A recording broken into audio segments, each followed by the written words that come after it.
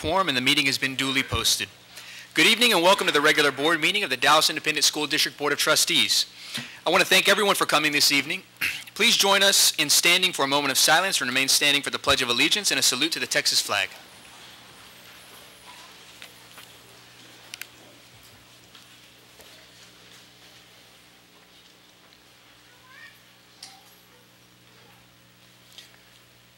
I pledge allegiance to the flag of the United States of America and to the republic for which it stands, one nation, under God, indivisible, with liberty and justice for all. Honor the Texas flag. I pledge allegiance to thee, Texas, one state, under God, one and indivisible. Board members present, starting on your left and my right, are Trustee Joyce Foreman, Trustee Bernadette Nuttall, Trustee Elizabeth Jones, Trustee Lou Blackburn, Trustee Nancy Bingham, Trustee Bernadette Nuttall, Trustee Eric Cowan, and Trustee Mike Morath. Okay. And Trustee, yeah, I said Dan Mitchke. I think I did. Did I not? I apologize, Dan. You're a star of the show tonight. Our Superintendent of Schools, Mike Miles, is also in attendance, and I'm Miguel Solís, Board President. Si alguien necesita los servicios de un intérprete para escuchar la junta en español, por favor, levante la mano. Okay, la persona que está de pie en la parte de atrás del salón lo podrá ayudar. And I do believe we also have public officials here today. I know we have County Commissioner John Wiley Price. We have Judge Barbara Lynn. We also have Reverend Zan Wesley Holmes. So thank you all for joining us today. We appreciate that. I think I just elevated Reverend Holmes to elected official. I apologize about that, Reverend, but you have to announce Reverend Zan Wesley Holmes Jr. That's right, former, absolutely. History lesson here. And do we have any other elected officials in the crowd tonight? If we do, would you please stand up and allow us to recognize you as well? Okay. Thank you very much. Well, this is a special evening for the Board of Trustees. Elections were held on May 9th, 2015 for Trustee Districts 1, 3, and 9. On May 19th, 2015, we held a called board meeting to canvass the election results. Candidate Edwin Flores received the majority of the votes cast in District 1. Incumbent Dan Mitchke received the majority of the votes cast in District 3. And incumbent Bernadette Nuttall received the majority of the votes cast in District 9.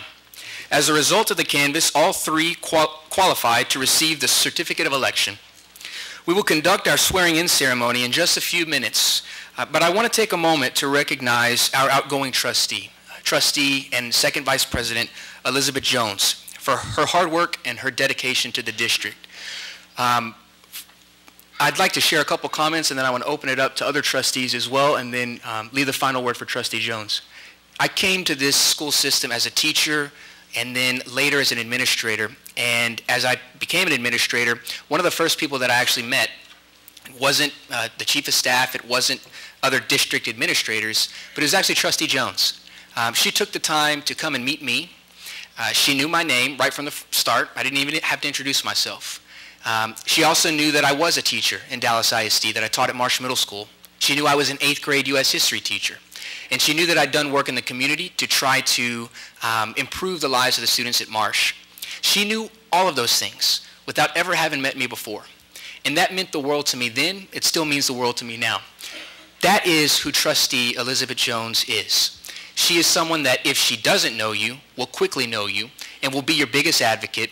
And if she does know you, will fight day in and day out to make sure that you are represented. There has never been a question in my mind throughout her entire tenure, and I've witnessed it as an administrator and as a trustee, that she has had the interests of 160,000 children at the forefront of her vision day in and day out. And so on my behalf and on behalf of the entire board, Trustee Jones, I want to say thank you and Godspeed and good luck in the future. Thank you. Trustee Foreman.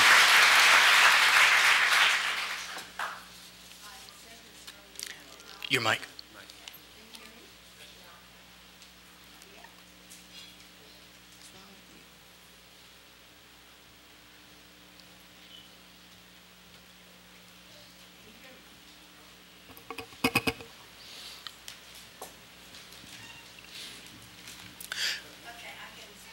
Try this mic. Yeah.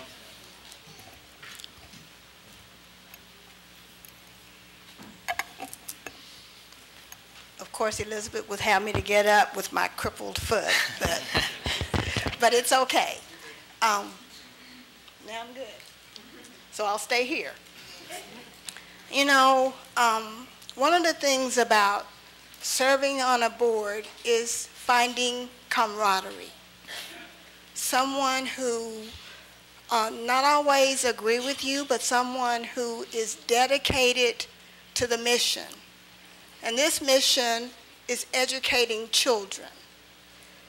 I began to see Elizabeth as my sister in the movement to make the ISD better. I hate to see her go. I hate to let her go because we've worked together on many issues. But what I will say is, knowing Elizabeth, she won't be gone. Thank you, Elizabeth. Thank you, Trustee Foreman. Dr. Blackburn? I've enjoyed knowing Elizabeth since her campaign trail days. Had a chance to see her several times while she was campaigning and was very thrilled that she made it to the board. Elizabeth, you have done a great job doing your homework, done a great job representing District 1. Quite often I try to compete with you because sometimes you come to events in District 5. But that just shows that you are not just for District 1, you're for the entire Dallas ISD, and I appreciate you, and we're going to miss you. But like I said earlier, come back to see us. We'll leave the light on. Thank you. Trustee Cowan?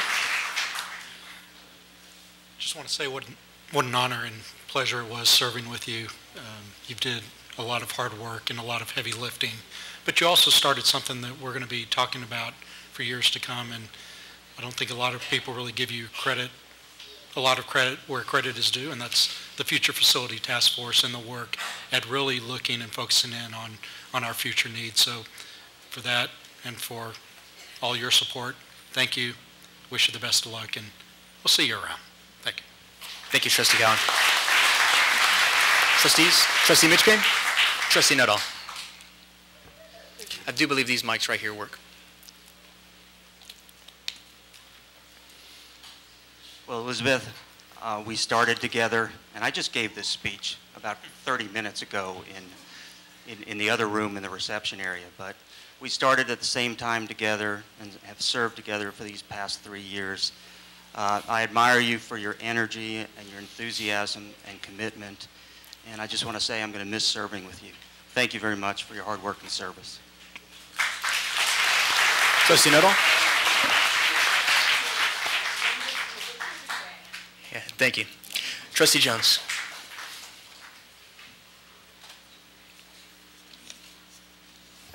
Well, in the words of great poets, parting is such sweet sorrow.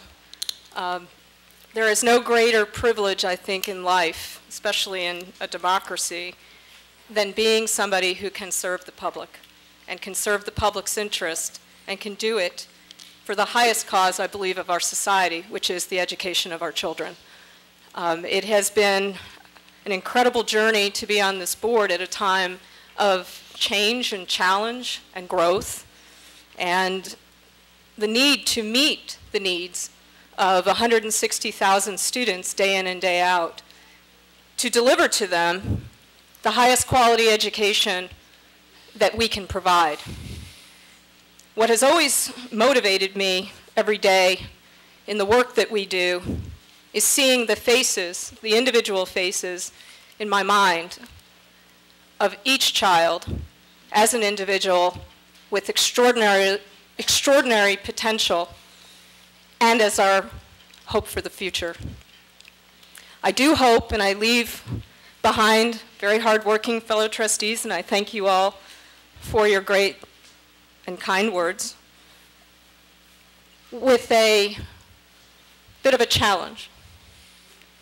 And that is this: never lose sight of the fact that educational excellence is, in the 21st century in a knowledge economy, the most critical thing we can do for our economy, for our society, and for, more importantly, our democracy. Never lose sight of the fact that you hold the fate of 160,000 plus children in your hands. Never look at the data and see data. Look at the data and see a child. See a child who our responsibility is to make sure they have the best education. Look at the teachers not as those that work. Look at teachers as those that unlock the potential in students and unlock their futures for them and empower them. And let's invest in all of it. Let's continue to make sure we invest in all of it. DISD was never, and I've lived here 26 years, a failed school district. It is a fine school district made up of incredibly hardworking administrators, teachers, and more importantly, community members and parents who want it to be the best it can be. And it is our job as Board of Trustees to provide continuous assurance that that goal, that those particular objectives, that responsibility is carried out. So I do hope, and I do know, that this board will continue to work hard, but I want to make sure that you never lose sight of the focus of what's most important. To Trustee Flores, congratulations. Welcome back. Keep fighting the good fight, making sure that we do evolve to a 21st century school district that provides the resources, the means, and the necessary ingredients to be successful. Educators are a community of great people, probably the greatest our society has, and we need to value them. We need to value them for the work that they do and for the service that they give well beyond their paychecks. We need to make sure that we empower them to be the best they can be for our children's sake. But most importantly, I do hope that this board will continue to do one very critical thing, and that is continue to listen to our communities, to listen to our parents, to listen to our children, to make sure they have a seat at the table when key decisions are made, and that those decisions are made with their best interest, and you know it is their best interest because they've told you so. I regret that I was unable to continue, but I know that in my current personal fight, I'm not alone. I know that 3.4 million women stand firm with me. It's the greatest sorority I never wanted to join, but I stand very firm with a lot of people who are survivors. And I'm grateful for their support, for those prayers, for the incredible, incredible reinforcement I've received during this very difficult period of my own personal life. I will be here in spirit. I'll be watching. And most importantly, I'm going to continue my work in the area of public sector governance because I believe that the standards by which we act as boards and that we operate under board governance need to be improved as it relates to the last area that we forget about, which is the public sector, because taxpayers and our citizens and those that come to our democracy seeking better paths are able to find those that can serve them in the highest way possible. I have one last comment, and I wrote this in a column which will be in the Dallas Morning News tomorrow. But I think that my last 3 years can be summed up in a lot of ways.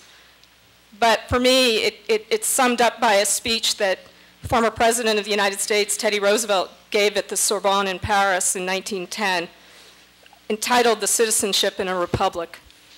Because for the last 3 years, I've been a public servant. I've been a public official, and that's nothing to be trifled with. One of the most notable passages on page 7 of what was a 35-page speech, which I'm not giving tonight, is referred to as the man in the arena, and I'm going to read it to you. It is not the critic who counts, not the man who points out how the strong man stumbles, or where the doer of deeds could have done them better.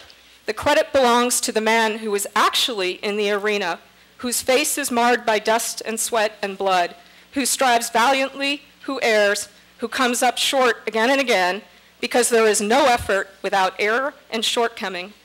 but who actually does strive to do the deeds, who knows great enthusiasms, the great devotions, who spends himself in a worthy cause, who at best knows in the end the triumph of high achievement, and who at the worst, if he fails, at least fails while daring greatly, so that in his place shall never be with those cold and timid souls who neither know victory nor defeat. There are many areas of life that require courage, skill, and tenacity. We are truly in the arena when we are the ones doing, when we are the ones fighting the good fight and not sitting on the sidelines and watching our criticism. So lastly, from this woman in the arena, I say a huge thank you to the students, to the parents, to those taxpayers that I've been able to serve in a cause that is just so near and dear to my own heart, for which I will ever be eternally grateful to have done so from within the arena and not on the sidelines. Thank you.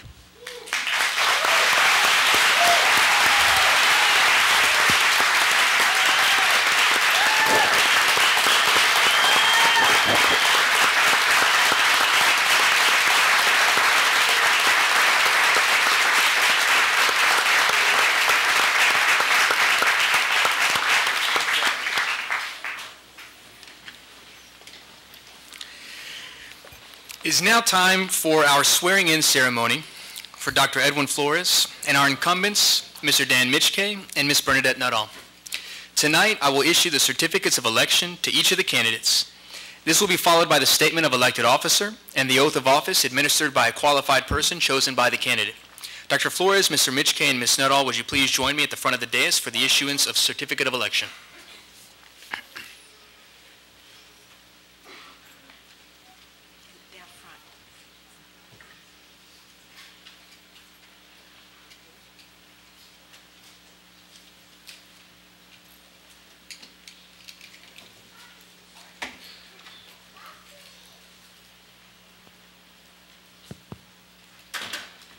This evening, I'm proud to issue the certificate of election to Dr. Edwin Flores from District 1, Mr. Dan Mitchke from District 3, and Ms. Bernadette Nuttall from District 9. With the issuance of these certificates, you are now eligible to qualify for office. Congratulations.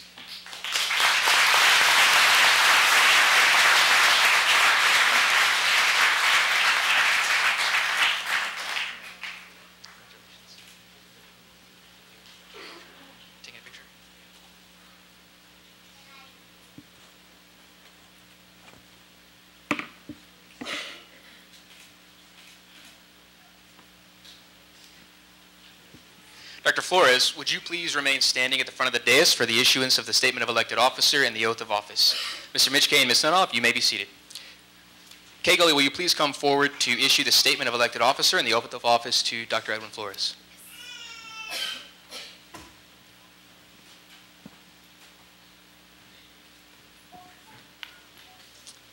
Would you please raise your right hand and repeat after me? I state your name, please. I, Edwin Flores, Do solemnly swear or affirm do solemnly swear or affirm that I have not directly that I have not directly or indirectly paid, or indirectly paid, offered, offered, promised to pay, promised to pay, contributed, contributed, or promised to contribute or promised to contribute any money or thing of value, any money or thing of value, or promised any public office or promised any public office or employment for the giving or employment for the giving or withholding of a vote or withholding of a vote at the election at the election at which I was elected, in which I was elected, or as a reward or as a reward to secure my appointment to secure my appointment or confirmation, or confirmation, whichever the case may be, whichever the case may be. so help me God. So help me God. Congratulations.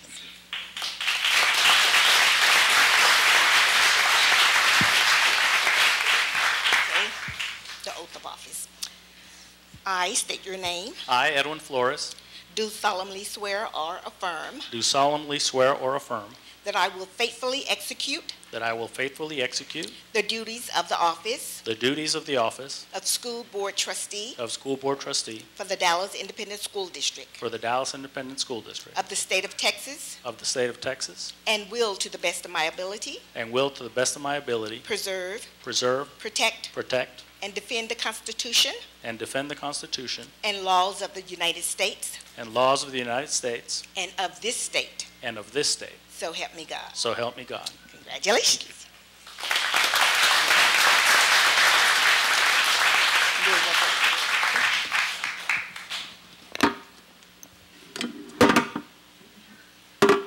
Mr. Mitch Kay and Judge Barbara Lynn, please come forward to issue the statement of elected officer and the oath of office to Mr. Mitch Kay.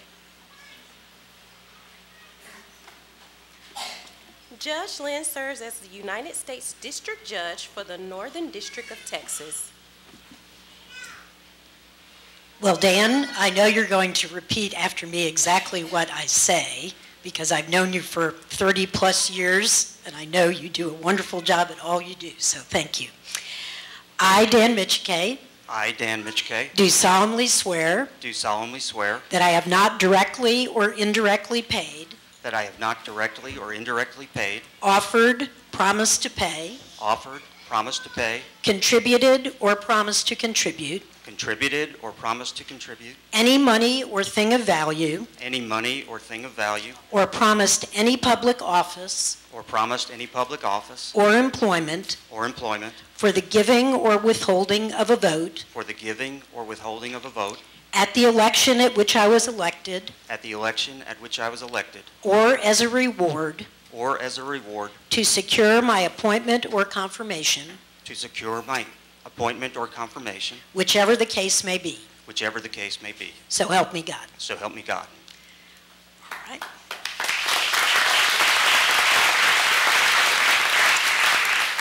All right, now the oath of office. I, Dan Mitchkay, I, Dan Mitchkay, do solemnly swear do solemnly swear that I will faithfully execute the duties that I will faithfully execute the duties of the office of School Board Trustee of the office of School Board Trustee for the Dallas Independent School District for the Dallas Independent School District of the State of of Texas, the State of Texas, and will, to the best of my ability, and will, to the best of my ability, preserve, protect, and defend preserve, protect, and defend the Constitution and laws of the United States the Constitution and laws of the United States and of this state. and of this state. So help me God. So help me God. Dan, congratulations and thank you for your service.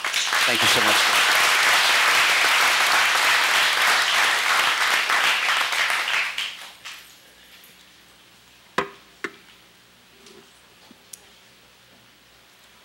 Ms. Nuttall and Commissioner John Wiley Price, please come forward to issue the statement of elected officer and the oath of office to Ms. Nuttall.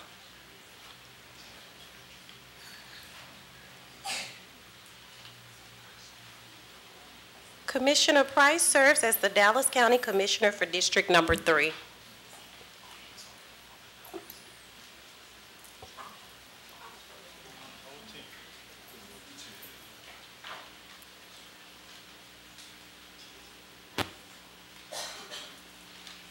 And before I administer this oath of office, I want to thank all of the voters of District 9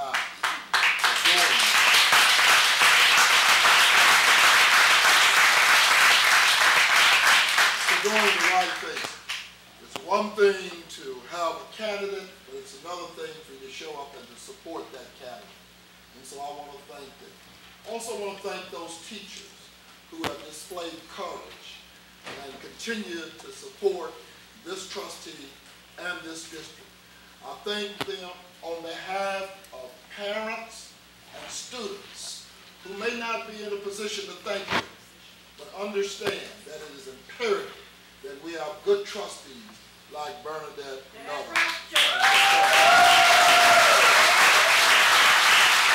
So for those who are here with us and was part of this arduous campaign, I'd ask you to stand and take this oath with me. By the way, this is a public school system. That means it is the public school, and therefore, there you go. Come on, stand up. All right. Ms. Nuttall, the statement of elected office says that I, and I'd ask you to repeat after me, I, Bernadette Nuttall, do solemnly swear or affirm do solemnly swear and affirm that I have not directly that I have not directly or indirectly paid, offered, offered, or promised to pay, contribute, or promised to contribute any money or thing of value, or promised any public office or employment for the giving or withholding of a vote at the election for which I was elected, or as a reward to secure my appointment or confirmation, whichever the case may be. So help me God. So help me God.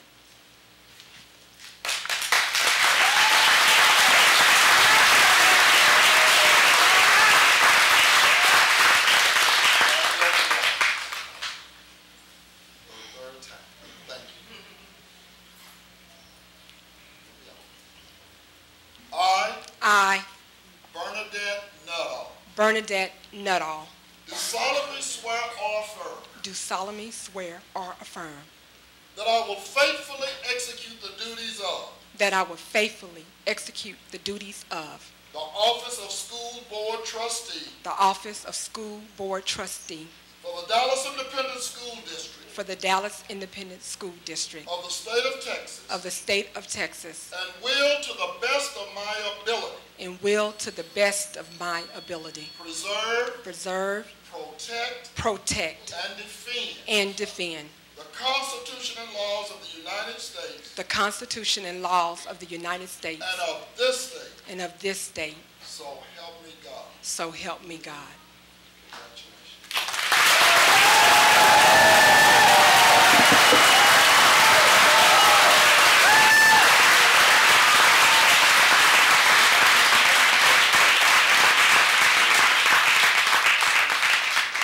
Thank you, Commissioner Price.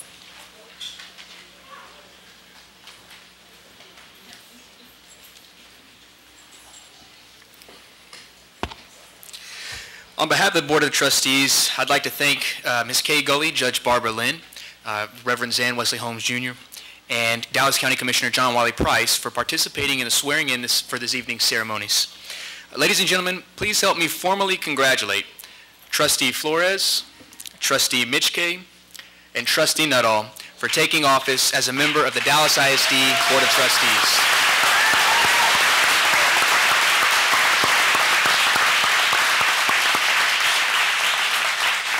And at this moment, I would like to offer the opportunity for the newly elected trustees to share any comments that they may have. We'll start with we'll do district by district. District 1, Trustee Flores.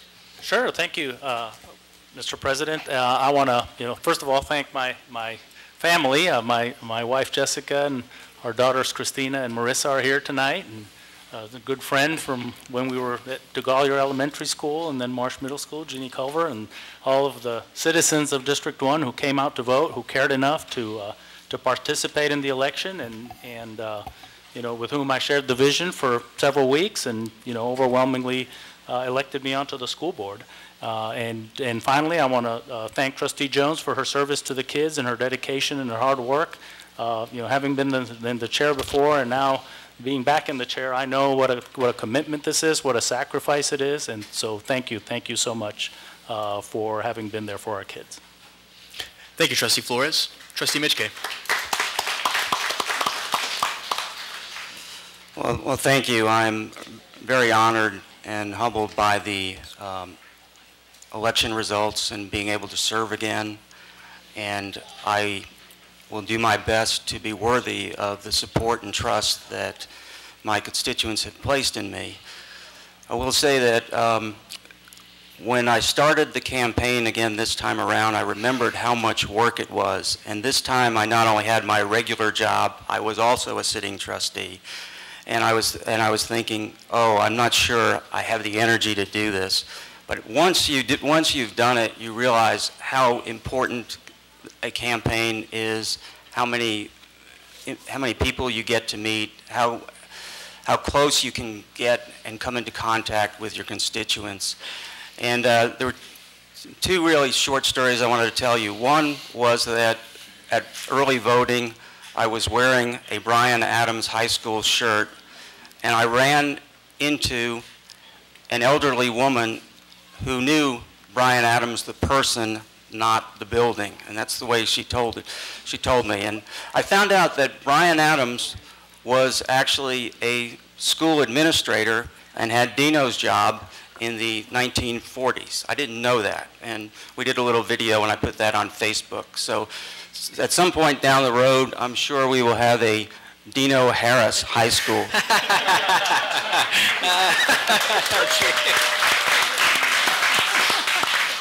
The other thing I wanted to share was back in 2012 when I was campaigning, I remember being worried that I didn't have enough signs up on Buckner Boulevard, which is the biggest road, most traveled road in my district, and knocking on the door of a house, and a middle-aged woman and a very elderly man were in the house. They invited me in. I had lunch with him. I found out that he was 95 years old, and the woman was a neighbor who lived a couple of houses down, who was taking care of him. And had a great lunch, and I wound up getting 2 signs up at that point. So this year, when I was campaigning, I didn't actually want to go back to those houses because I didn't want to destroy that memory. Then I saw them both at early voting. He's 98 now, of course, and still doing great. And then I saw him again at Bryan Adams High School at the Veterans program that Ms. Birdwell sponsors over at Bryan Adams, where kids can meet heroes, meet veterans. And he was there. So it turned out to be a really fulfilling experience for me, and I'm really glad I'm back, and I want to thank everybody for their support. And I see my campaign manager, John Hill, and I want to thank him as well as my family. And I know my sister, who is a public school employee in New York, is watching this on TV. She watches this like it was a reality TV show. So anyway, thank you all very much. Thank you, Trustee Mitchke.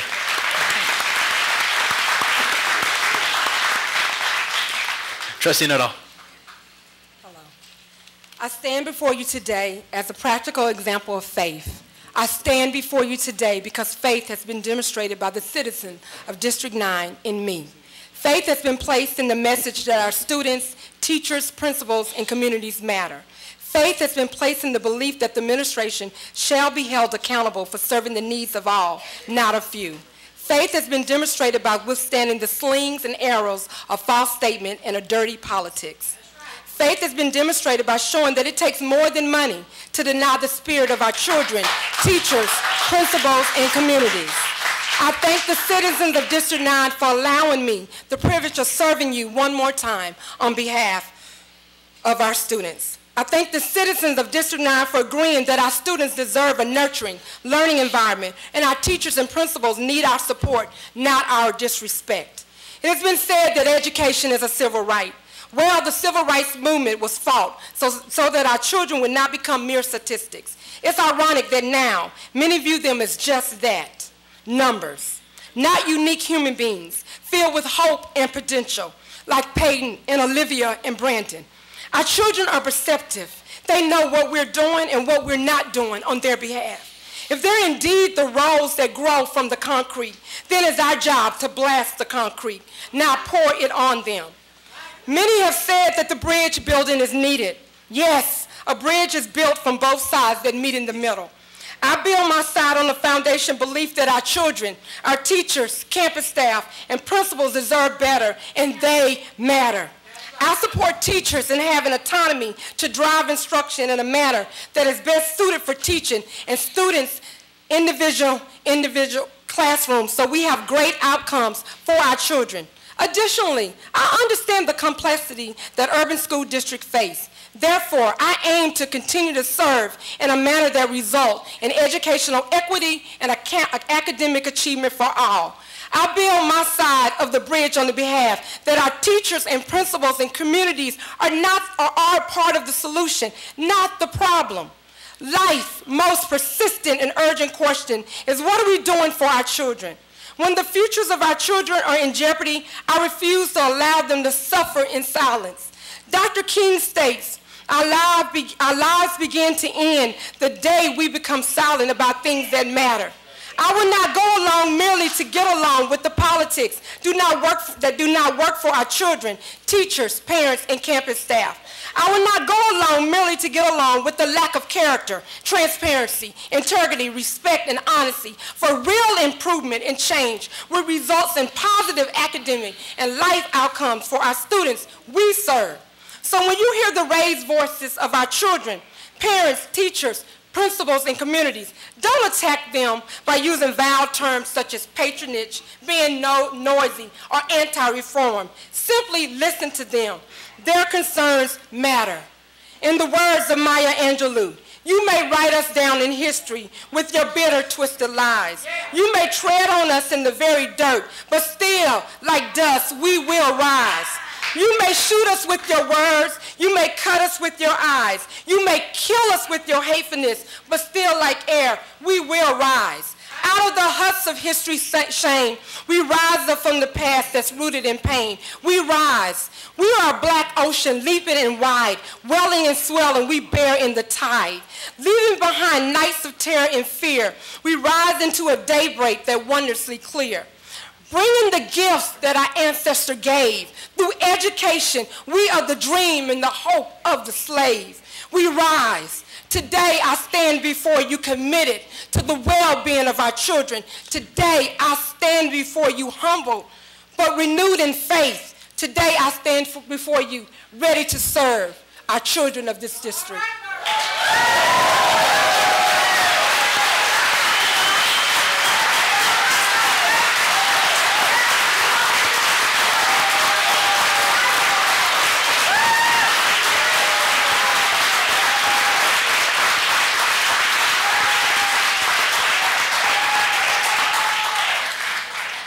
Thank you, Trustee Nuttall. Trustees, before we move on to the next portion of the meeting, I just want to, if there are no objections, what I'd like to do, because we do have closed session, is to move up our recognitions of students, or our presentation of board recognitions before the closed session and after the Home Rule School District Charter Commission presentation. Are there any objections? Wait, okay. What are we doing? All right, thank you. Okay, our agenda now calls for the elections of officers, and at this time, before I hand it over to Superintendent Miles, I'd like to share a few remarks, and then we'll commence. Thank you all for being here. It has been an absolute honor to serve the children and the community members this year as president of the Dallas Independent School District Board of Trustees. Having worked in the administration and served on the board as well, and seen the tremendous amount of time and effort that is required of the chair, I knew that this would be a full-time commitment. And after being elected to the office and pledging to my colleagues to serve one term, I dedicated myself to making the most out of that term on behalf of our students and our community. And I'm proud of the work that we as a board together have been able to achieve. This year we saw the creation of community-wide deferred action on childhood arrivals and DAPA clinics aimed at ensuring that DISD parents and children affected by the presidential executive action were informed about the application process and were protected from predatory notaries and lawyers. The district was also the first institution to pledge our assistance to County Judge Clay Jenkins and County Commissioner John Wiley Price when they called on DISD for facilities to house the migrant children from Guatemala, Honduras, and El Salvador. Though the facilities would eventually not be used, I was proud to see our district and our board step up to the plate despite the political context. We saw vigorous discussion and multiple iterations of the interim bridge plan that sought to inject critical capital into crumbling schools that had seen the short end of the stick for years. And after that debate, the 9 of us came together and passed this plan unanimously. Multiple communities made their voices heard, and then those same communities, after watching us work together, made a clear pledge to join us in our efforts to ensure those schools that were not a part of the plan, but needed the same assistance, get it. Because like us on this board, they know that Dallas ISD succeeds when we work together. So I look forward to this coming year's discussion and potential action regarding the future of our facilities, early childhood education, and schools of choice. We saw the first wave of school choice rolled out with the introduction of Mata Montessori, the Innovation, Design, and Entrepreneurship Academy at Fannin, the STEAM Middle School at Halsey, and many others. As part of this wave, we saw the reopening of 4 schools that were closed in 2011 and the reinvigoration of 4 communities that so desperately wanted to see a sign of hope from this district that we care and that we were willing to join hand in hand with those communities to make better their lives and the future of our city. We also decided to take on the tough conversations many are simply unwilling to touch. I launched an equity task force, which was led by Trustee Nuttall, that was aimed at analyzing systemic inequities in our decision-making process that coincided with a citywide conversation about race. While the results of this task force are still pending, the conversation was needed, and I believe it is one that should continue. Dallas ISD has a significant role to play in leading the conversation around race in this city. And as evidence of transforming a conversation about race into action, this year I also launched a task force which was led by Dr. Blackburn to analyze the decade-old African American Success Initiative so that we had a better understanding of what has and hasn't worked in our efforts to expedite the increase in academic achievement for our African American boys and girls. The task force took this challenge extremely seriously and delivered a comprehensive set of suggestions for the administration and for this board to act on. I urge those of us at this table to act on these recommendations. A decade from now, it is my hope, and I know I share a hope with the task force, that the future boards that come before us will no longer be talking about an African American Success Initiative and just about African American success.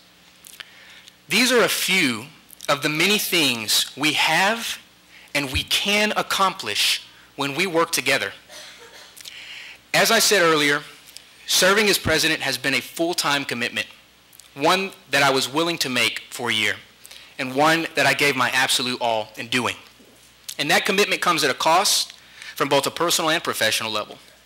So this next year, I'm going to continue to remain focused on serving the children and community members of our district, and particularly of District 8, while balancing running a budding organization, the Latino Center for Leadership Development, and marrying the love of my life and much better half, who is finishing her residency in pediatrics. These priorities leave little room for the tremendous responsibility of the presidency, and as such, I'll be turning the gavel over to the next committed individual who is willing to take on the task of ensuring that 160,000 students receive a high-quality education. I look forward to continuing to work together with each and every one of you at this table and in this crowd and in our city to improve our district, and I am excited for the future of DISD. Thank you all for your work, and thank you all for your support.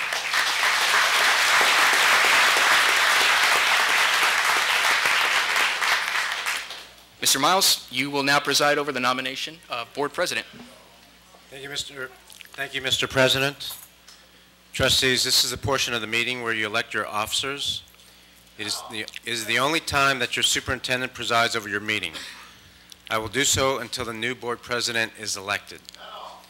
As we begin the vote, I want to point out the first person to receive a majority vote ends the voting process for that particular position. Each nomination will be voted on as a separate item, meaning each trustee can vote once for each nominee until a single candidate receives a majority of the votes, thus ending the voting for that position. If no majority is obtained, we will continue to the next name, and if no nominee receives a majority vote, nominations for the same position will open again with the same names and/or possible additions. All those in favor will raise their hands, and those opposed will raise, and then those opposed will raise their hands. And then those wishing to abstain may also do so.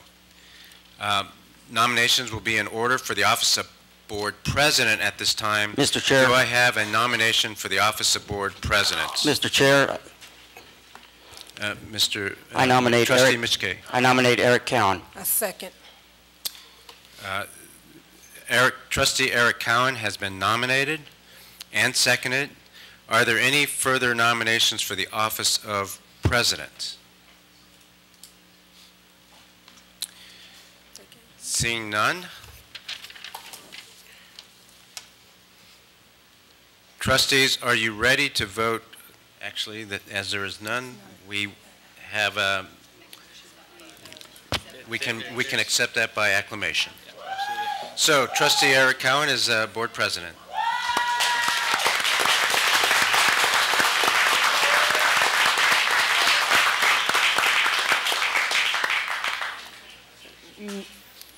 Mr. President.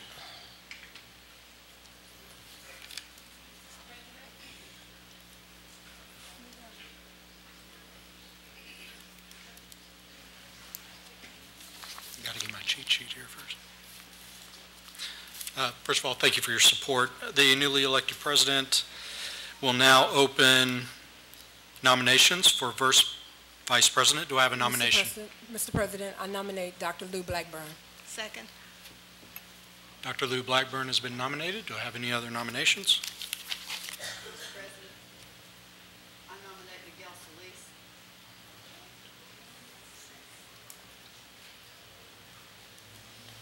Trustee Miguel Solis has been nominated for first vice president. Do I have any other nominations? I second that. You don't need a second, but thank you. Okay, we will vote in the order in which the nominations were received. All those in favor of Dr. Lou Blackburn as first vice president, raise your hand.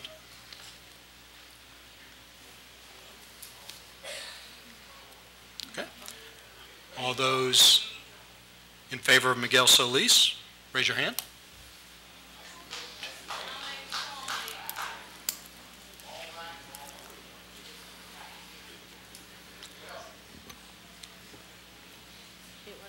Congratulations to Trustee Miguel Solis. You're now first vice president. Mr. Cowan.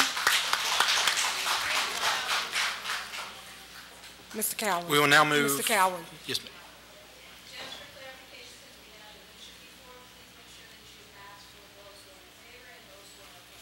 Yes, ma'am.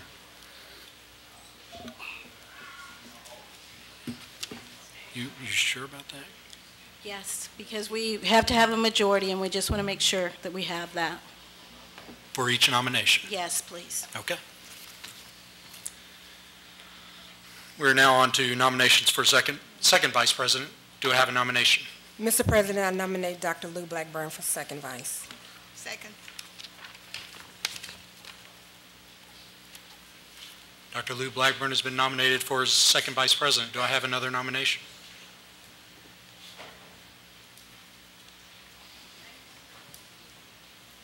No nominations have been received. Dr. Lou Blackburn will be second vice president by affirmation. Congratulations. Thank you. We will now move on to nominations for secretary. Mr. President, I nominate Joyce Foreman for secretary. Second. Are there any other nominations? I nominate Nancy Bingham.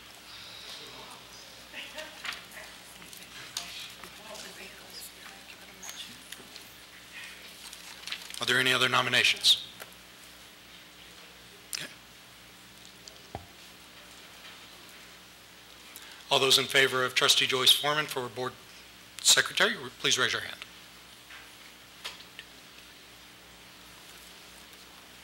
All those opposed?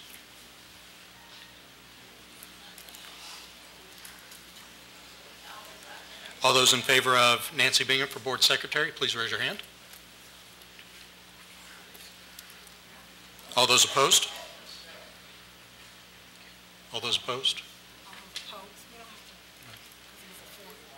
Okay. I was asked to do oppositions. Okay. Thank you. Congratulations, Trustee Nancy Bingham. You're now board secretary.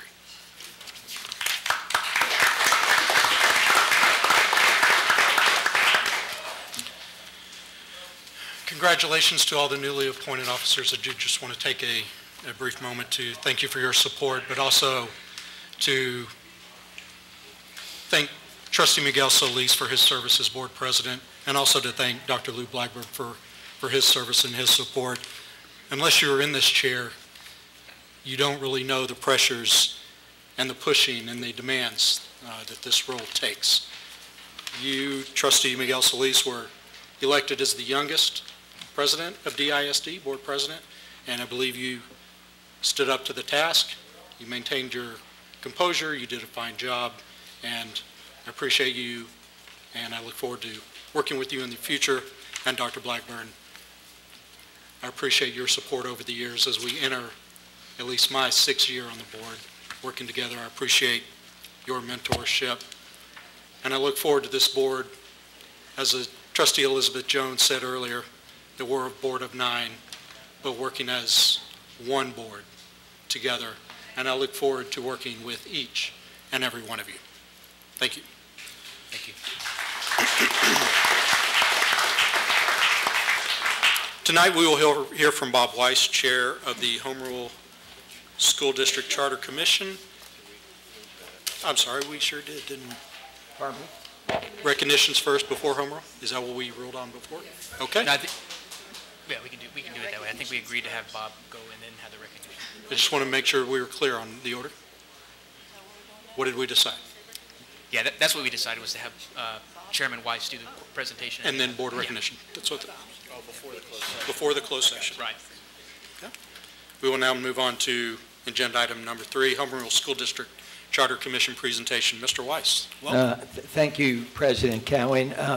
You might not remember, but my very first meeting as interim chair was with you when you were formerly president. Oh, I remember. And now you're back. We were staring at each other, looking at, now what do we do? And I appreciated your support. So, good evening, trustees. Congratulations to the re-elected trustees, Trustee Mitch Gay and Nuttall. And I want to recognize a former Home Rule Commissioner, Flores, who's now Trustee Flores. And if there are any other Home Rule Commissioners in the audience, would you please wave and let everybody know who might be here, and thank you for Kevin your Melanson service. is here. Is that Kevin back there? Thank you, Kevin. I come before you to report that the Dallas Home Rule Charter Commission has completed its work. Though it is technically due to expire on June 19th, the Commission has decided not to meet again.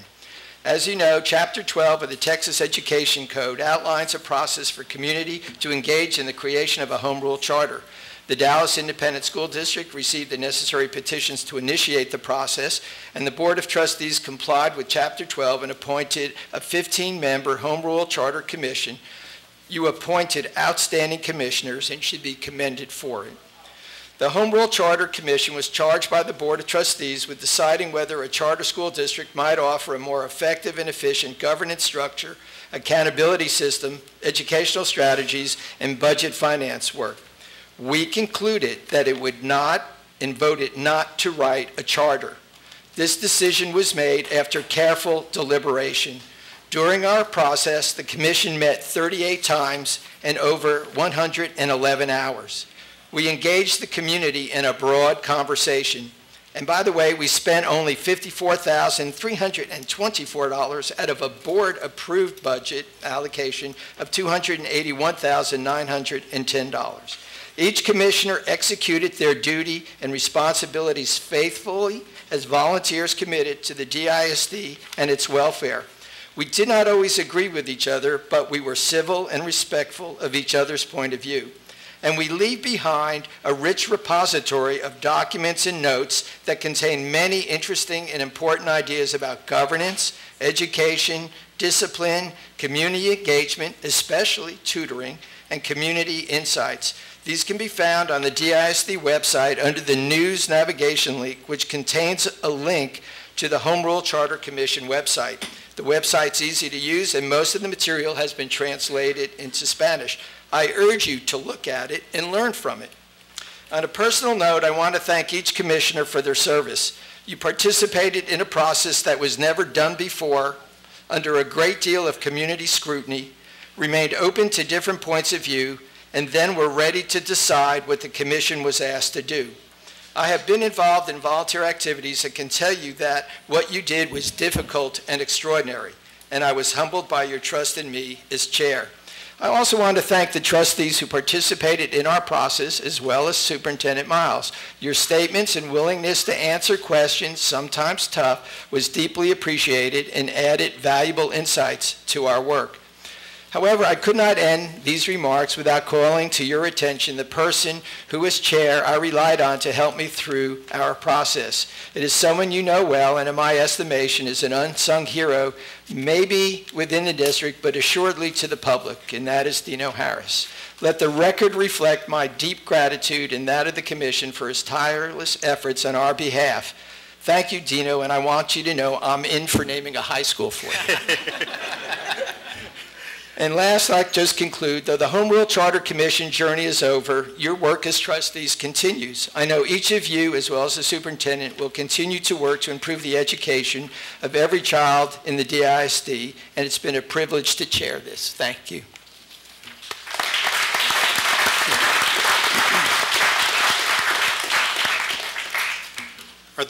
Are there any questions or comments for Chairman Weiss?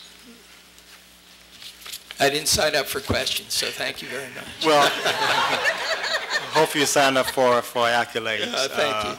I know we put you guys into somewhat of a difficult position, but the meetings that I saw online, the meeting that I witnessed in person, showed that you guys really looked hard and searched hard, talking to a broad spectrum of citizens of Dallas ISD. On Saturdays and evenings and otherwise. I think you did a good job of trying to find out what was desired from the citizens, from the teachers, from the students, and even trustees. I think you've done a great job. I appreciate you leaving with us a treasure of thoughts and ideas that we might be able to call on. And I hope this board at one time will sit down and look at those recommendations or those thoughts and ideas and maybe implement quite a bit of them. Thank you for your service. Thank you. I just have one last privilege, if I might, President Cowan. I got into this because of my neighbor and friend, former trustee Jones. I had just retired and asked her, what should I do with my time? And I'm interested in public education. And she mentioned something called an Attendance Boundary Advisory Committee. I went to a meeting, and it was very interesting. And I said, well, what else is going on? She said, do you know anything about home rule? And I said, no, my wife rules the home, and that's about all I know. So she said, look it up online, and she said, apply. So I applied. I went fishing, and those of you have heard the story. I caught my first sailfish in the Atlantic Ocean and got a call from Elizabeth and Trustee Morath and others while I was on the beach telling me I was elected and I was an interim chair. And my wife said, forget about it. We have 2 more days on the beach. And all I can say is for Elizabeth, I'm not sure I'm going to ask you what to do with my time again. Thank you very much. I just wanted to say something really quickly. Yeah, to Chairman Weiss in particular, because this was hard work, and I got a chance to work with you quite often over the past year and trying to set the agendas and things like that. And so to the commission, you did a great job, but you deserve a lot of credit too, Bob, because this was not easy at all. And you handled yourself, you handled your composure, you worked hard, you went and listened, you put in a lot of work. And so I just want to say personally, thank you for your leadership throughout that process. Well, I appreciate that. That means a lot. I know what you went through this year, and I thank you for saying that. Yeah, thank you, Bob. We're not done. We're not done. Trustee Flores, then Trustee Not Mitchell. so quick. I too want to thank Bob for his service, and let me tell you, herding 15 cats through 110 hours of meetings in a manner that was, gentle and firm at the same time, and in which I think every commissioner can be proud of their service, but especially of our chair. For just absolutely maintaining civility throughout the entire process, moving us forward. So, Bob, thank you. Thank you very much. We hope to see you involved in many other commissions. Well, good. I think I'm your constituent, so you'll be hearing from me. Trustee Mitchell. Well, this is one of these situations where I get to use one of my favorite phrases.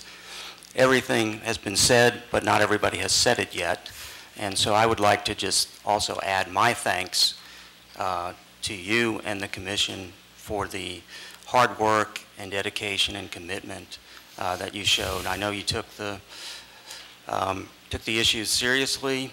You worked very hard and did a great job. So I really want to add my thanks to that. Thank you. Thank you. Trustee Foreman. My friend.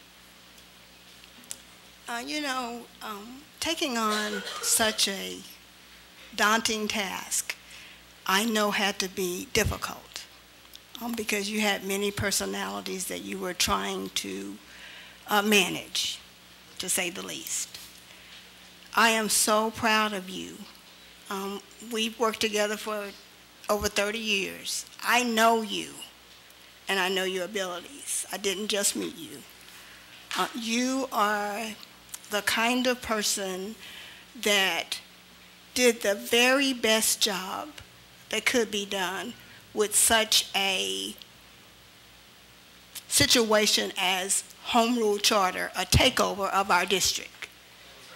I appreciate you for staying the course, not being bullied, but understanding your mission. And your mission was to come out with a solution, and thank God it was no home rule charter.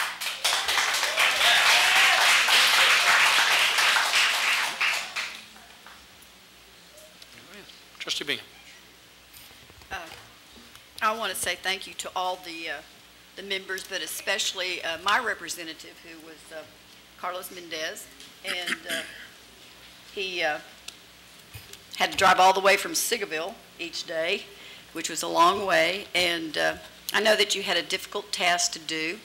Home rule was not something that I supported, and I'm glad that y'all finally came to that conclusion also.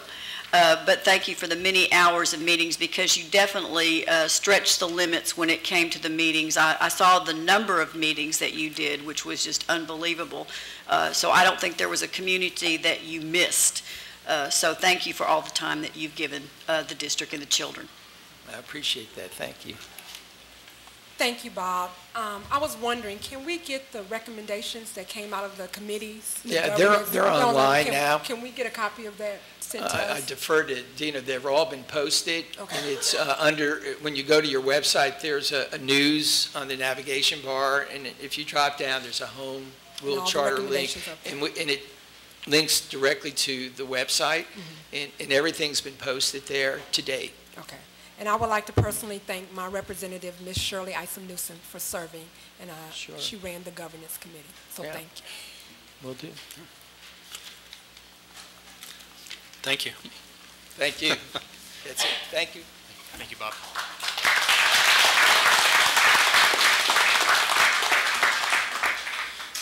We will now move on to item number 5, presentation of board recognitions.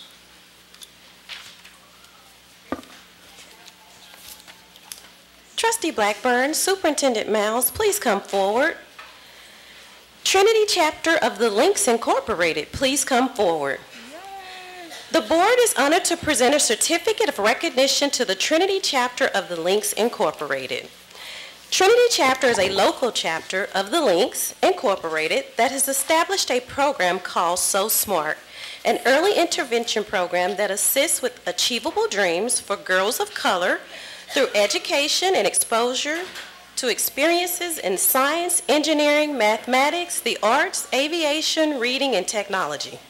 So Smart mentors minority girls in grades 4th through 8th and addresses the lack of minority female students pursuing non-traditional careers in STEM areas.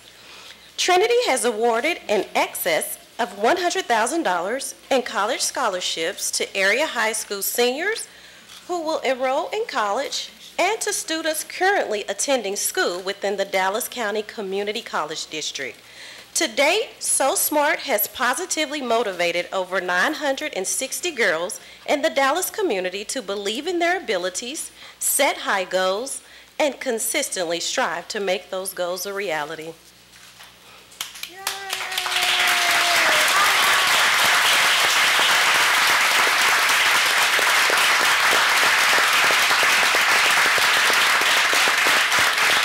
Thank you, Trinity Chapter of the Links Incorporated. Thank you. Trustee Blackburn, Superintendent Miles, please remain standing. The board is honored to present a certificate of recognition to the following outstanding volunteers and partners for their service, support, dedication, and inspiration to the schools in District 5. Principals and honorees, please come forward as your name is called. Julie Singleton, Principal at H.I. Holland at Lisbon Elementary. Maury Barber, Parent Volunteer. Ms. Berber has contributed over 250 hours helping bilingual elementary students with reading and writing.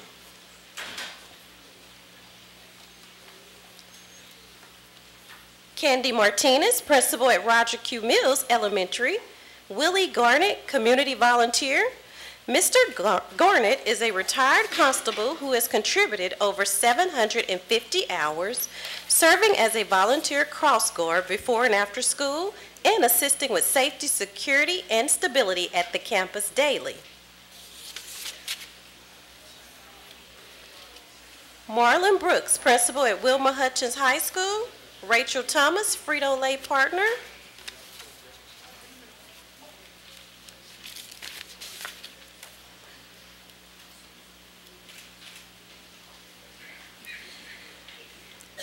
Frito-Lay assists with many school and community events in addition to providing laptops and scholarships to qualifying students.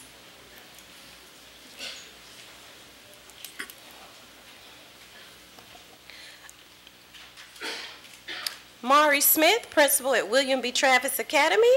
Paula Corral Love in Motion Partner. Love in Motion focuses on monthly appreciations at 10 DISD schools by providing small tangible gifts and encouraging handwritten notes to each staff member to remind them that they are valued and appreciated by the community.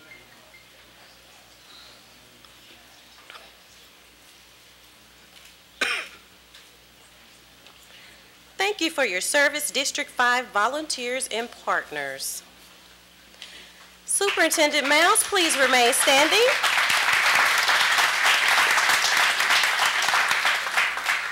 Trustee Marath, Principal Cal Richardson, Head Coach Ladarius Chambers, Athletic Coordinator Bobby Estes, and Luca Chatham, please come forward.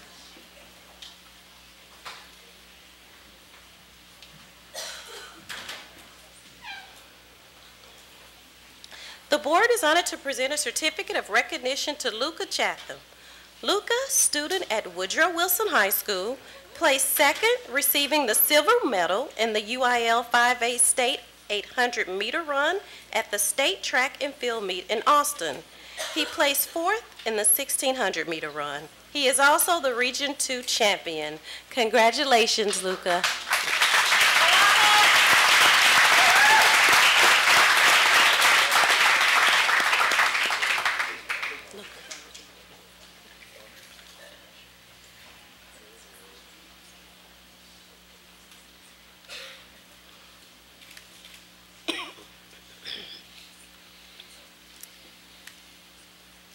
Trustee Nuttall, Principal Gail Smith, Head Coach Yolanda Harris, Athletic Coordinator Marcus Gates, and Bradley Loftus, please come forward. The board is honored to present a certificate of recognition to Bradley Loftus. Bradley, student at James Madison High School, placed second, receiving the silver medal in the UIL 4A Boys Singles Tennis in College Station. This is Bradley's second trip to the state finals and his second silver medal. He is also a three-time regional champion. Congratulations, Bradley.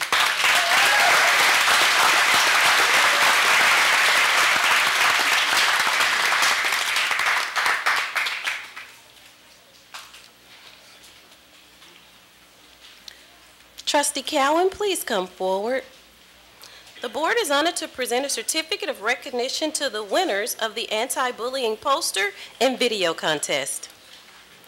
The contest is sponsored by Counseling Services as a means of raising awareness of the issue of bullying and its implications. District 7 students, please come forward as your name is called. First place, Louise Vasquez, 8th grade, Griner Middle School. Second place, Maria Leal, Brianna Martinez, and Kimberly Castro, 8th grade, Stockard Middle School.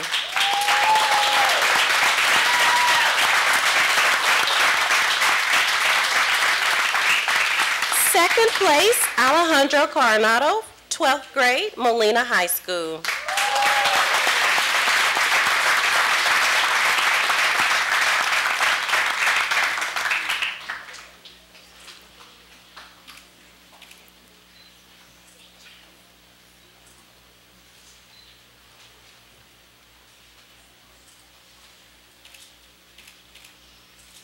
Congratulations. Trustee Bingham, please come forward. District 4 students, please come forward as your name is called. First place, Erwin Alvarez, 11th grade, Spruce High School. Second place, Ruben Ramon, 2nd grade, Seagoville Elementary. Third place, Lorian Brookshire, 2nd grade, Seagoville Elementary. Third place, Keandra Garcia, 9th grade, Spruce High School.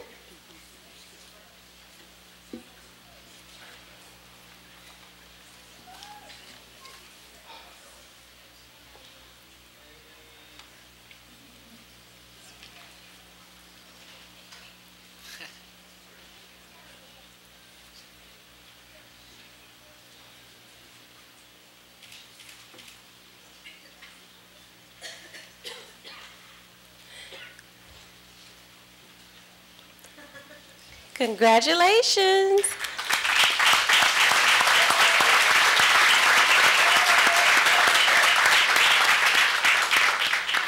First place, Stop Bullying in Every Way video. Jacqueline Carranza, Sonia Luco, Esmeralda Sierra, Maria Martinez, Erica Hernandez, Rafael Torres, Jamaica Street, all of Spruce High School.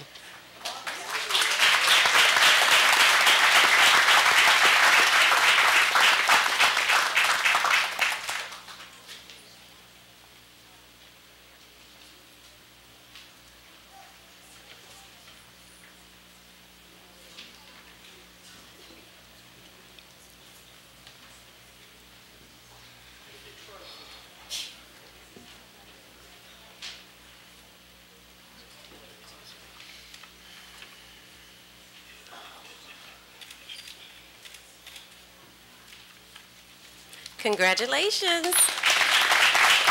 Trustee Foreman, please come forward. District 6 students, please come forward as your name is called.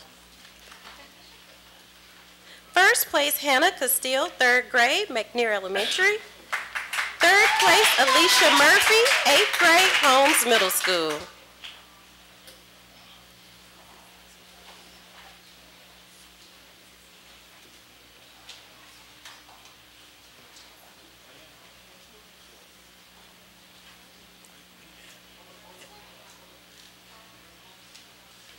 Alicia Murphy.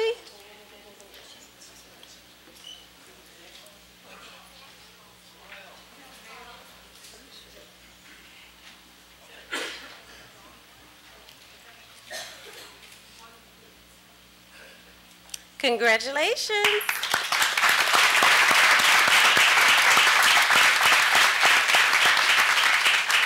Trustee Marath and Sasha Arasa, please come forward.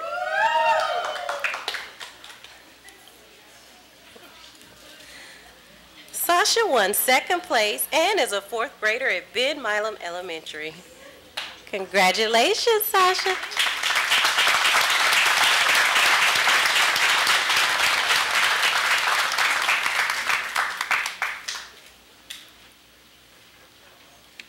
Trustee Nuttall, please come forward. District 9 students, please come forward as your name is called. First place, Jocelyn Cardoza, 2nd grade, Urban Park Elementary. Third place, Yasmin Vasquez Alamo, 5th grade, San Jacinto Elementary.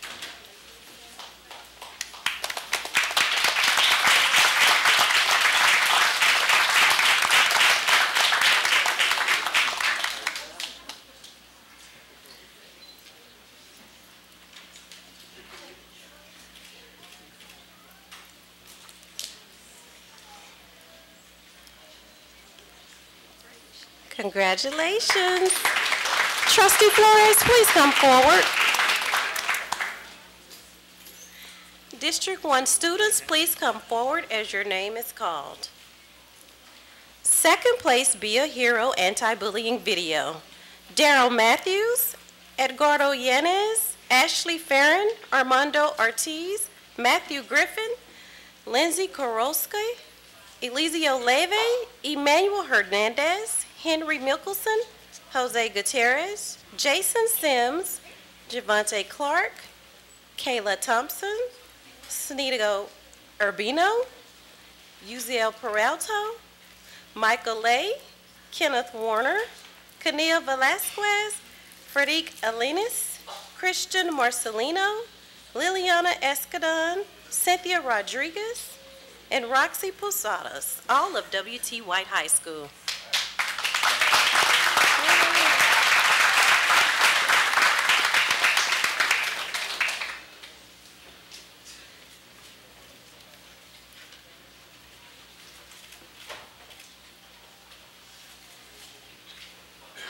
Congratulations to all of our anti-bullying contest winners.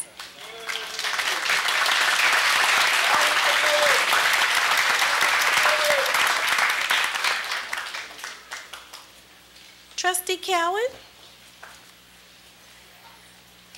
STEM Executive Director Oswaldo Avarenga, Principal William Arvelo, and sponsor Michelle Waliski, please come forward. The board is honored to present a certificate of recognition to LV Stockard Middle School Robotics Team. Please come forward. Please come forward as your name is called. Maria Calderon Leal, Angel Mariscal, Brian Ortiz, Brian Ramirez, Lauren Ramirez, Mauricio Ramos, Ricardo Saldivar, Zaria Sanchez, Jacqueline Zuniga.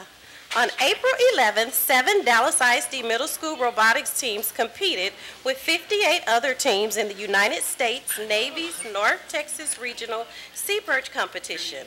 The competition is held to raise STEM awareness in science, technology, engineering, and mathematics by building underwater robotics that compete in underwater obstacle courses. The STEM department is proud to announce that Stockard Middle School placed 3rd overall and will advance to nationals and represent the Dallas ISD at the National Sea Perch Challenge in Massachusetts this weekend.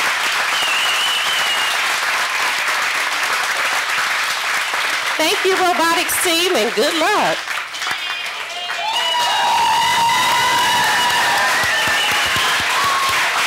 Nice jackets.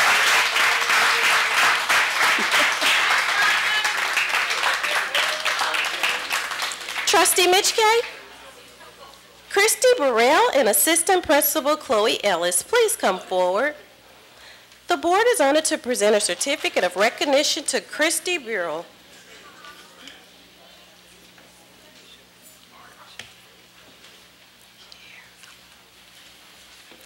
Ms. Burrell, a teacher at M&J Conrad High School, oversees the PALS, Peer Assistance Leadership Program. The PALS program has made a significant difference at Leanne McShann Junior Elementary School and Conrad. Students mentored 3 days a week at McShann to work on reading and writing assignments and spend time mentoring to the autism unit at Conrad. Ms. Burrell and mentors sponsored a red carpet prom for the autism unit this year. The prom provided a memorable experience for students and parents. Thank you, Ms. Burrell, for your outstanding service.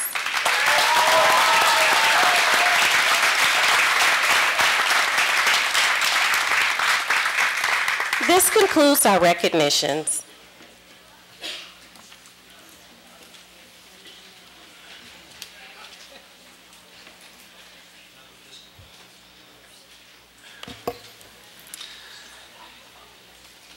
In other district accolades, 7 students earned Gates Scholarship. Dallas ISD has 7 students who received the prestigious Gates Millennium Scholarship. The students are among 1,000 high school graduates from across the nation to be selected. The scholarships are good through graduation, meaning they are renewable based on program guidelines from undergraduate studies through the doctoral level. The 7 students are Meng Lian, Sung Maui, Tika Acharya, all from Emmett Conrad High School. Dominique James from Bryan Adams High School. Frank Byers Jr. from South Oak Cliff High School. Victoria Lennox from Booker T. Washington, and Kenneth Robinson from Justin Kimball High School. In other news, the School for Talented and Gifted at Townview is best high school in the nation, according to the rankings by U.S. News and World Report. For the 4th consecutive year, TAG has occupied the #1 spot. School of Science and Engineering came in at #5. Other schools making the list include Irma Rangel, Booker T. Washington, Judge Barefoot Sanders Law Magnet, School of Health Professions, Rosie Sorrell's School of Education and Social High School, Kathleen Gilliam Collegiate Academy, School of Business and Management, Garza Early College, A. Maceo Smith, New Tech High School, Barack Obama Male Leadership Academy, and Lassiter Early College. And finally, Tamara Singleton, a counselor at Samuel High School, was named the 2015 Dallas ISD Counselor of the Year. Ms. Singleton has been praised for her strong advocacy for students and helping to broaden opportunities for them. Also, librarian Jennifer House was named Dallas ISD's 2015 Librarian of the Year. Ms. House shares her love for literacy and diversity with students and staff at Stevens Park Elementary. Congratulations to all.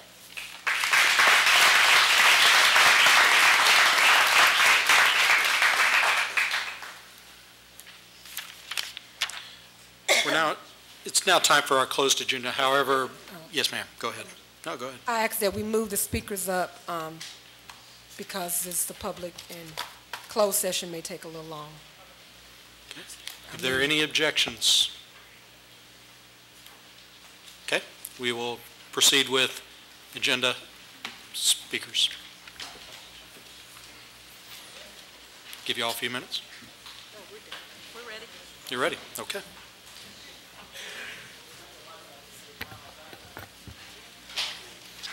Speakers, you have 3 minutes to speak. When you arrive at the microphone, please state your name and address. Our first speaker is Caroline Mejia, followed by Ed Wagner.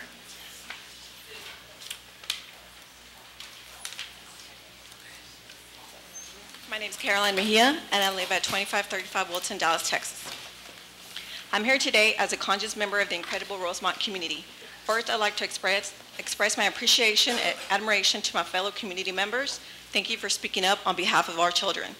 We are here, the Rosemont community, to talk about the innovations in learning and the great work that the Rosemont principal, Ms. Breening, teachers, staff, parents, and community volunteers are doing. Ms. Breening is so much more than just a popular principal, as many have stated. She has been at Rosemont for 15 years and has transformed the campus through the dual language program, community involvement, and transitioning it to a K-8 school. She has supported our children and has supported the teachers in guiding our children's continual growth. The teachers who go to work wanting the best for our children every day. I've seen it firsthand. My son, Ibrahim, is in kinder. He has done a complete 180 from last year. I owe a big part of his transformation to his teachers, Ms. Flores and Ms. Vega, and to the principal who have given my son a second chance and have gave him the platform to successfully grow. As parents, we see the good that is being done at Rosemont through the creative educational programs, the activities sponsored by the PTA, and the Dads Club. This community is why we are here. From the principal, teachers and staff, students, parents, and community members, we are working together to accomplish what is best for our kids, and we don't want that disrupted. We want Ms. Breening to stay at Rosemont, and we will not sit back and allow the spirit and energy to be stripped of the Rosemont community. According to the TEA preliminary 2015 STAR passing rates, Rosemont surpasses DISD in all categories and surpassed the state in all but 3 of the 9 categories. Research clearly shows that with dual language acquisition, there will be an initial decline before there is a growth. Now you see the growth, in fact, more growth than the district. Please let Ms. Breening run her school. She needs to be allowed to run her school and stop the bullying on our principal by the ED. Stop the countless useless meetings and visits which only create a disruption and interferes with the culture of our school. Ms. Breening belongs at Rosemont, and we're here to tell you and everyone listening she deserves and needs to stay. Not because she is liked, but because she gets the job done. She involves us, takes our advice from the community, and has established great programs. She accepts all students. As you can clearly see, she gets results. I would also like to show my appreciation and gratitude to the trustees who have honestly examined the situation, have truly been listening to our voices, because clearly there are some who give the impression from their body language and their vote that they couldn't care less. So, to those who listened and cared, Trustee Foreman, Trustee Blackburn, Trustee Jones, Trustee Cowan, and Trustee Nuttall, thank you.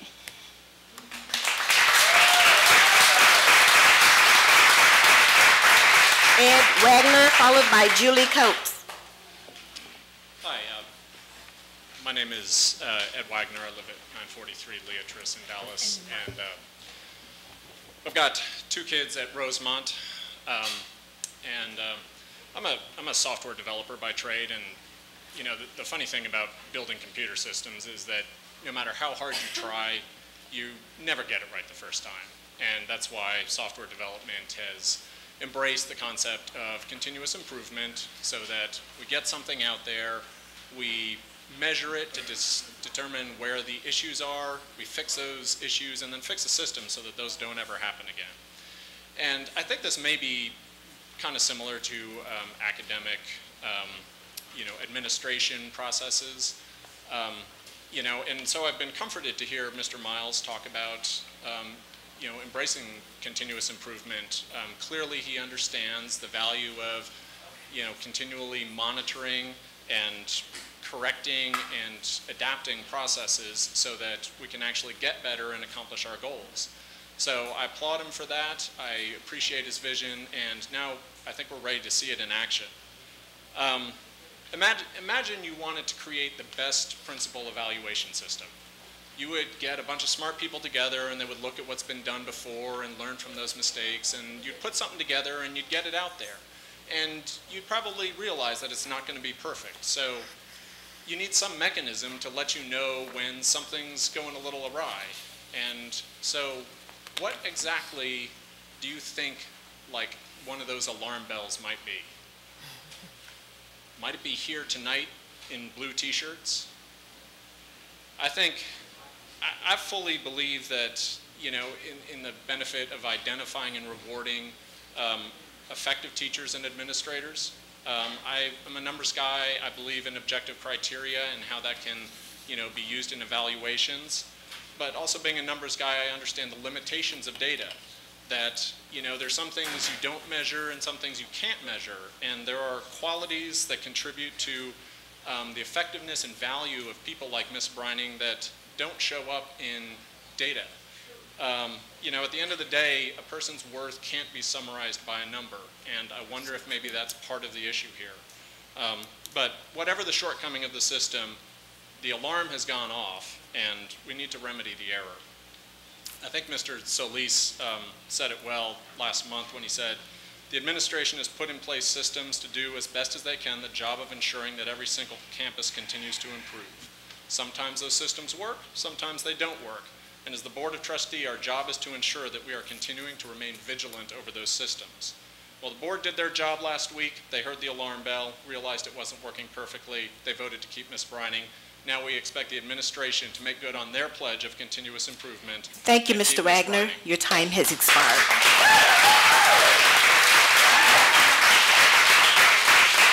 Julie Coates, followed by Bill Betson. Julie Cox, 823 Kid Springs. I'm speaking today to acknowledge Rosemont and Ms. Brining and ask for her to remain the principal. My child is in 4th grade at Rosemont, and while we know the state tests are important and used in rankings, she is there because of the commitment to the arts, which Ms. Brining ensures continues. All children are exposed to, take classes, and join ensembles and clubs in the arts throughout their time at Rosemont. This benefits them in immeasurable ways and makes them such well-rounded individuals. It also provides for some amazing concerts and art shows which are standing room only. Because of the community involvement, which crosses all levels of the population, in a time when community involvement is touted as being vital to a school's success, Ms. Brining is there at the fore, keeping ours going, and because of the dual language program and its benefits. But most of all, she is there because Ms. Brining encourages education and learning, not just test prep. Higher order thinking skills, critical thinking, analyzing, evaluating, critical reading and writing, learning, true learning is the focus.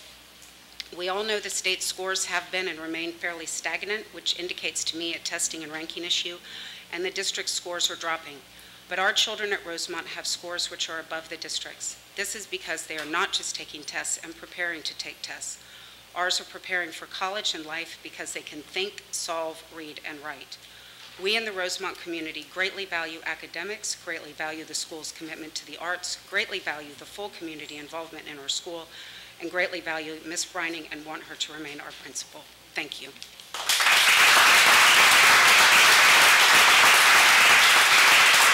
Bill Betson, followed by Oscar Jimenez. Howdy, my name is Bill Betson, 6717 Cliffwood, and I celebrate what Rosemont is doing. If DISD is data-driven, they are to be celebrated. DISD has had a superintendent who's chosen not to give the board or the Dallas public consistent monthly reports reflecting the health of Dallas ISD for 3 years. Sadly, you, the elected trustees, have chosen to not make such reports mandatory. The second set of STAR testing failures 2 years in a row would have been less of a surprise for the public if we had had such transparency. I challenge you to find the last year DISD student achievement reflected in statewide testing fell more compared to the rest of Texas than it has each of these past 2 years. These are each, standing alone, the worst years for student achievement since at least 2004, and possibly much longer. What is Dallas not being told each month? Discipline, student and teacher transfers, teacher resignations, teacher absences that are not being filled by substitutes. These numbers are all missing. Month-to-month changes in these numbers by school are missing. If your child's teacher is absent and there is no sub and your child must spend the day in an auditorium or being crowded in another teacher's classroom, would you like to know how often that might be happening? It is because such numbers are getting worse, along with STAR scores, that Mr. Miles will not report on them today during his superintendent's report. Teachers remain frustrated, as is reflected in the climate survey Mr. Miles will report on today. Yes, the percentage of teachers claiming they think DISD is going in the right direction has gone up a few percentage points, but 5 times that percentage are then leaving DISD each year. And within a year, over 80% of their replacements agree with those frustrated teachers. Turnover will continue. The greatest danger to DISD children is that the same people with the same mindsets comfortable with avoiding transparency, the ones that found Miles, will also find his replacement. That is the greatest danger. Omar Jimenez, followed by Ola Allen.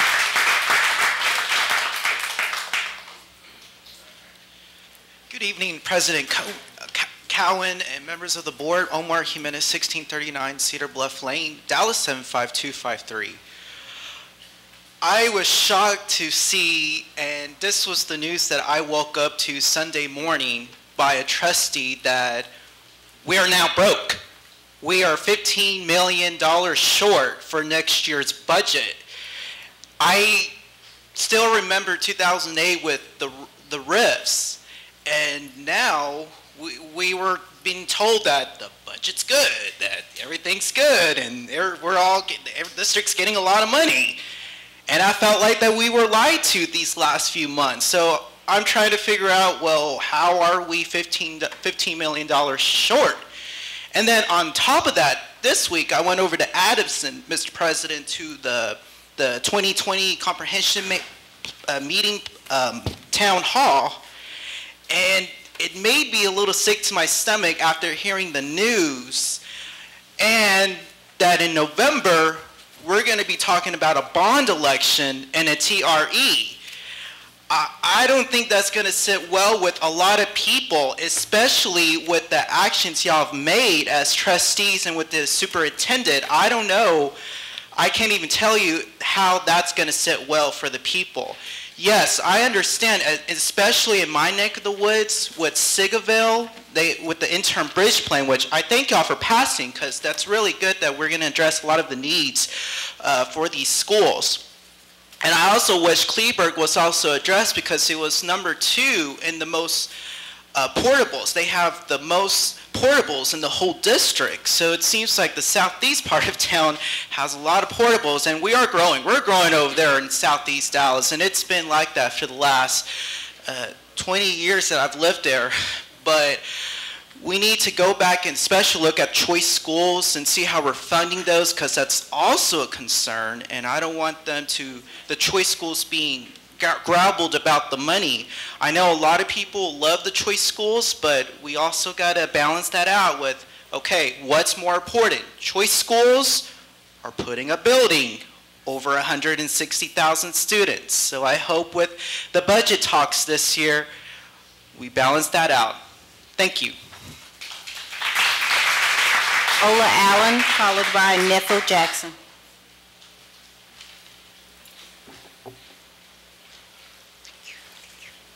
Good evening and congratulations, Edwards, on your president for the next year.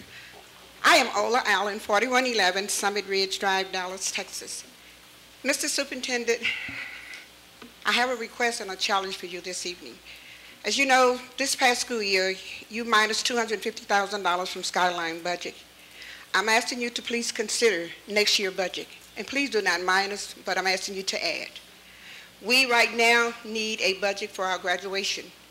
Our graduation committee, there's not a budget. And as I stand here with you guys today, we do not have a principal for the 2015-16 year. And this is May. Our students, our parents, and our staff were very disgusted that you have prolonged the time in appointing a principal.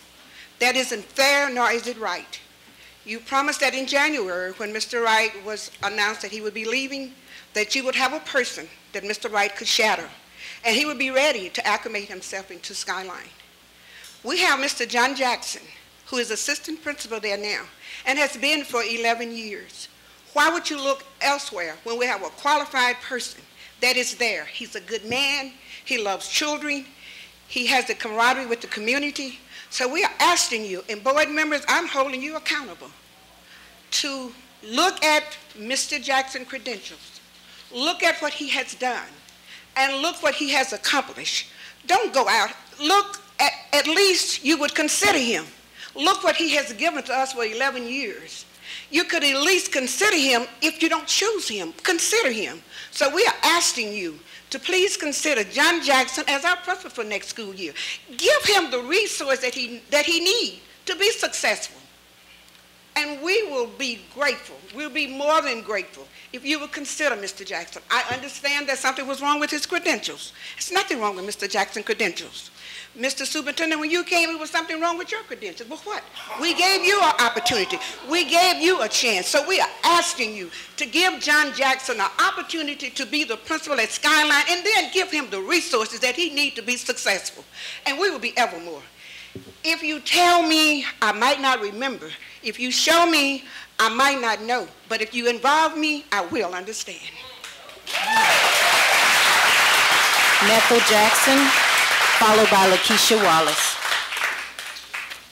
To the Board of Education, Superintendent Miles, Nethel B. Jackson lived at 2851 Toluca, Dallas, Texas. I am coming as a concerned citizen as well as a homeowner for 45 years. Our schools are as good as our leader, Trustee Nuttall. Do these schools really belong to the citizen of this district? If so, Superintendent Miles, staff, and board member, Why was Trustee Farmer and Trustee Nuttall and the community left out in the budget process with no input? How the money going to be spent? I'm speaking about a $1.4 billion budget. What about this $15 million shortfall that Trustee Farmer and Trustee Nuttall know anything about? You have put together this budget after the fact, and in June, you are asking them to vote on this. This is insane. As a 45-year taxpayer, Mr. Superintendent, how are the children? How are the children doing, Mr. Superintendent? With a budget of $1.4 billion, how are the African-American children doing, Mr. Superintendent? Well, Mr. Superintendent, let me say for the record, the Texas Education Agent stated the gap in Dallas ISD passing rate and the state had gotten worse since STAR started in 2012. Superintendent Meyer, you hold principal, teacher, and parents accountable. This Board of Education must hold you to a high standard for the hardship you cause this district. The 6th trustee voted to keep you on May 1st, 2015. You must vote tonight to end his service with this district. Brother Malcolm X said, education is the passport to the future. For tomorrow belongs to those who prepare for it today. We must get this right, for our children's future is at hand. Yes, Sister Bernadette Nuttall, I guess we went to Thank you. Your time has expired.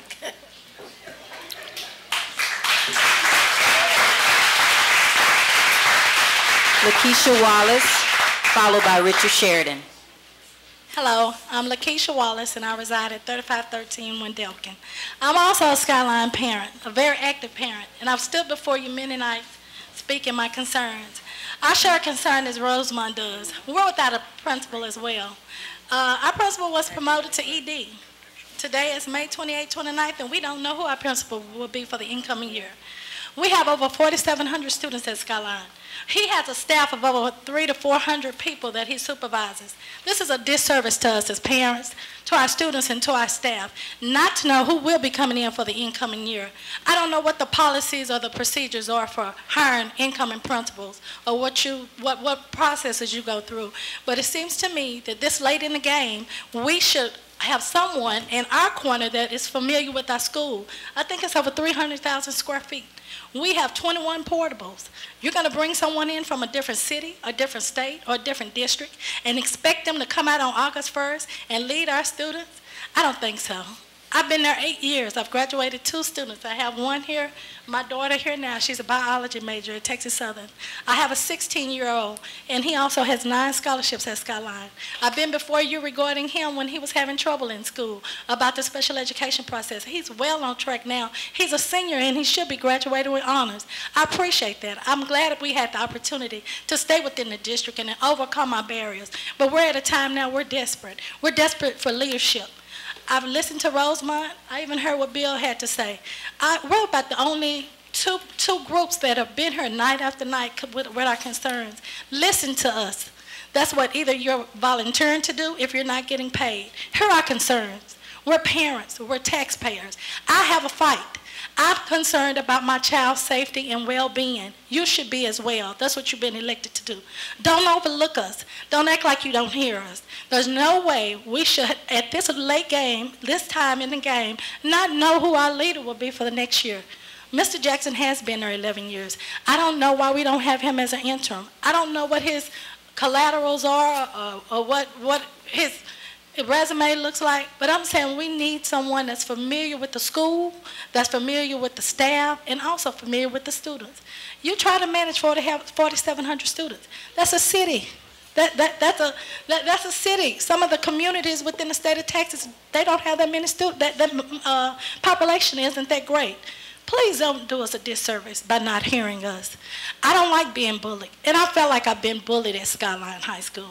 I felt like I've been bullied by the board to a certain degree, or by the superintendent. When we call to make an appointment to come to see the superintendent, we're not allowed to even speak. I'm concerned about that. It bothers me that if I have a concern as a parent, I don't always want to start at the bottom. Sometimes I want to get to the top to make sure I get the job done. Listen to us, please. Thank you. Your time has expired. Richard Sheridan, followed by Michael McNaughton. Richard Sheridan, 11301 Dennis Road, Dallas, Texas. I'm the candidate that was given 0 during the recent election and not even listed. I'm the secret candidate. So you can call me 0 sometimes when you see. How you doing, 0? Item 1039, revised budget amendments. It's time for a superintendent ISD divorce with a separation budget addition. I've been divorced and I've been laid off and let go and fired and whatever. It's part of life. Dallas is in a turmoil. We now have the national scandal of the May City election being rigged and the Trinity River War. We have the possibility of a Baltimore breaking out in Dallas at any moment. We have terrorists wanting to kill anyone who goes against their beliefs, as was just shown in the Garland school system incident. There was a pepper spraying of children at the Dade School, injuring 15 school children, which has had 14 principals in four principals in 4 years, and then there's the recent STAR test results. This is mostly the work of the white 1% of racist biblical terror who rule our city, nation, and world. In contrast to all the turmoil, all the strife amongst us, we seek peace, those of us of God. The way to peace, in my opinion, involves a 5-step process. It begins with love, the love of God our Father, then truth, the truth which Jesus brought us, then agitation, which, as we learned from Martin Luther King, Cesar Chavez, and Malcolm X, then humor, as Richard Pryor, Gene Wilder, and David Letterman gave us, then peace, the peace on earth, and the goodwill to all. And may God's will be done on earth as it is in heaven. Last month there was the battle in our superintendent's war, a battle in the war outside this building, a very ugly battle, a very ugly agitation, with some children used as pawns, which is an abomination to God. God has said to us, said the child abusers, it would be better that you, the child abusers, had a millstone around your neck and you sink to the bottom of the sea than the punishment that I have in store for you. Certainly our DSD students are being sorely abused in one of the nation's worst school systems. I will be brief. You have a copy. And so we must now have peace for our children to get on to the task of their education, on to doing all we can to give them the foundation to have a good and happy life. Trustees, you now must prepare, I believe, a divorce, a separation for our superintendent. This package should include the following: 1 year's salary plus moving expenses, a letter of recommendation stating that the superintendent's program was too incompatible with the situations at Dallas ISD schools, state that the superintendent is a tough man, able to deal with tough situations, state that he has sacrificed much, sending his family back to Colorado because of all the animosity he and his family has experienced. Superintendent Miles, I believe this is time for you to resign with dignity. If you refuse to do so, then it will only get worse for you and for the community. I was not so nice the last time I was here, and I don't like being that way. Does this make sense, ladies and gentlemen? Or am I just, as the media paints me, a hateful man, a crazy man? I'll let you all consider what I have to say here before you tonight. Go and talk amongst yourself. I'm for Clem. Thank you. It's Your coffee time talk. has expired. Thank you. Michael McNaughton.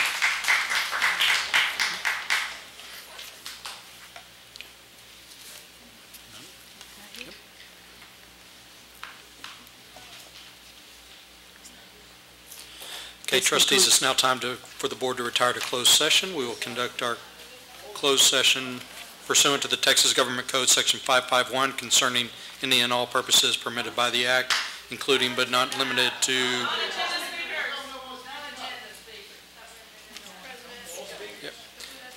Texas Government Code Section 551.071 for private consultation with its attorney about pending or contemplated litigation or on a matter in which the duty of the attorney to the governmental body under the Texas disciplinary rules of professional conduct clearly conflicts with this chapter, including internal audit investigation related to personnel in the Human Capital Management Department, and Section 551.074, to deliberate the appointment, employment, evaluation, reassignment, duties, discipline, or dismissal of a public officer or employee, or to hear a complaint or charge against an officer or employee, including an internal audit investigation related to personnel in the Human Capital Management Department. The time is 7:55 and we are in closed session.